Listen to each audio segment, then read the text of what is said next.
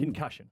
Concussion's been everywhere throughout the AFL world. We've got Max Rook coming out, and he's going to be leading a class action against the AFL. Other players putting their hands up to 60, we believe, in this space. You got your head kicked in a lot. One of them famously against Kurt Tippett's knee. Yeah. Had bleeding on the brain. Yep. And came back after 4 games. Yeah, 4 weeks off. What's your take on all of this?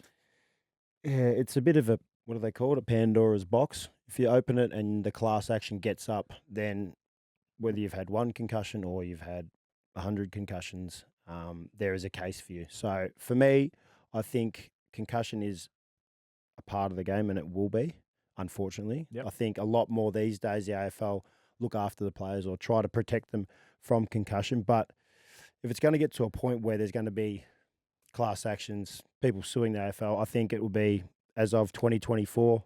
If you want to play AFL and you want to get drafted, your contract says in it that you will not sue the AFL. I think that's the only way that the AFL can protect themselves and the clubs can protect themselves. As I said, I think it's a lot better now than it used to be. A good friend of mine, Paul Seedsman, has been declared unfit to work. Yeah. So he can't even work. He's not playing footy. He's still on the list at Adelaide. He won't play. I don't think he'll play again.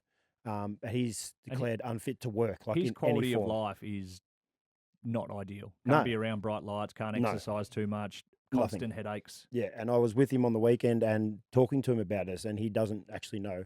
He's not a part of that class action. He said, I understand it's part of the game, but he has a missus. His missus is pregnant, so he has to look after his family. So I don't know what the process is for him going forward, but yeah, it is massively grey. I think the education is the interesting part in and around this space, because when we started, if you had a broken arm, you get taught how to rehab it correctly. It was clear that you couldn't go back out and play. If you had a concussion, it was like, well, if you sort of know where you are, unless you're out cold, get back out there. It's a badge of honour. It's tough. We got taught all about diet, how to prepare in that sense, soft tissue injury prevention.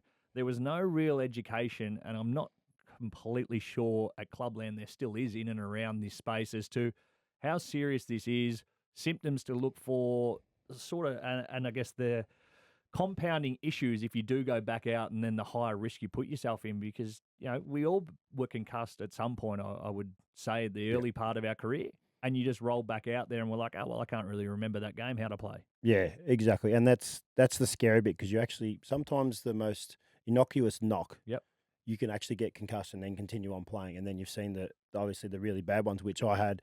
I came back after 4 weeks.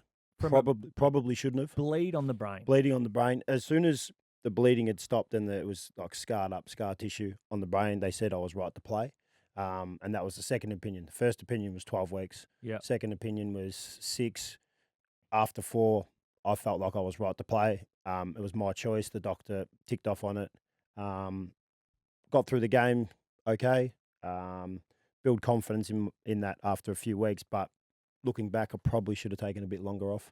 Well, because that's ideal. a competitor. Like, so as a footballer, you think your job is to go out and play football. You need people in and around you and in your corner, which is the club doctor, professionals in and around that, making more informed choices for you. Because one, we don't know, we just want to play. Yeah, exactly. I think every player wants to get back out there and play, and it's hard. I think it used to be harder to say no than now. I think now if you're feeling off, you can say no, and doctor goes, "Yep, sweet, no dramas." They go through all the tests and all that, but it's an informed decision by a lot of people, which makes it grey. It's the player who wants to get out there, but might not exactly know what's right for him. It's the doctor, it's the club, and then sometimes it's pressure from the coaching staff to actually get back out there and play because you're a good player. Well, it's certainly an ongoing issue, and no doubt this won't be the last time we talk about it. You are listening to the Footy Talk podcast. If you're listening on Apple Podcasts, Spotify, or Listener, please hit the like button and leave us a review or rating. New episodes every day at lunchtime. Don't go anywhere, because after this small break, we're going to have a Carlton tragic, very funny man, arguably a number 1 through 3 ticket holder, Mr. Dave Hughes, in the studio.